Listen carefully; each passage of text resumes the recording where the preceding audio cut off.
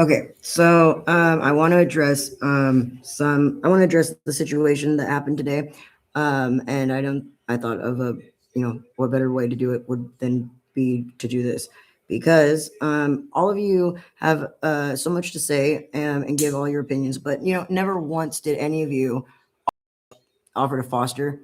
Um, for the questions about as to where the dogs came from shelters, government ran shelters, all that make you provide your IRS documentations and verify that documentation.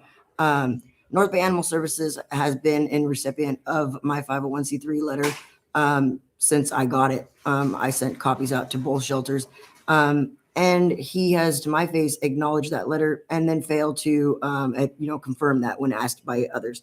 The incident that happened yesterday with Windsor Police Department was a coordinated, shady tactic that they used to come in because they knew that they had no lawful reason to enter the residence.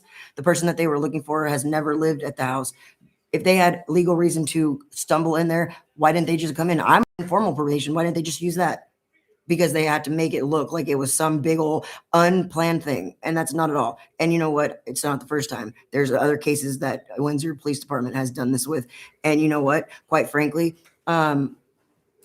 going to our board of supervisors or anybody else in government isn't doing any good because they all cover up for each other.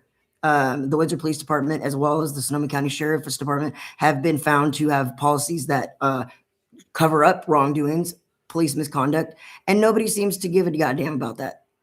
I don't have like a facility, and I never once claimed to like know all the answers. Um, all that I know is that like I wanted to help, and for all this money that you guys think that comes in, I don't get any grants. Thank you very much. I do get donations, and every dollar of that donation or those donations have gone to the dogs. I love my dogs more than I love anything in this world, and to think that I would harm them is ridiculous.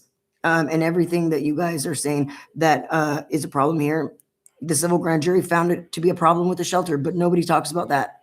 Nobody talks about the fact that uh, the shelter went unregistered, doesn't have a veterinary premise license, doesn't have a veterinarian on board, yet conducts all these spay and neuter programs because it's easier to sit there and go after somebody that you have no idea who the hell they are. You don't know me, and I don't know you. And quite frankly, with your attitude, I don't want to know you.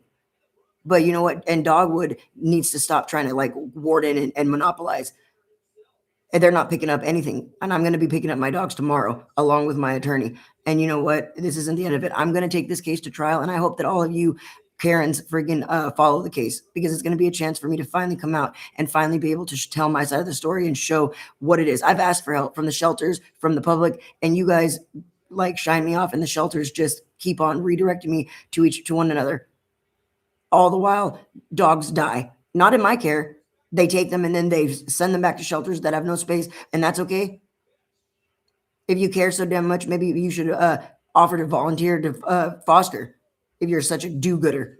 And I'm not even going to finish this live right now because I'm like really emotional. But you know what? I don't give a damn about the comments. I don't give a damn about any of it. The fact is that my life is completely shattered without my dogs, and that they are in a shelter and they don't know where I am and they're looking for me and I can't do anything about it. So you guys can take all of that and shove it up where the sun doesn't shine.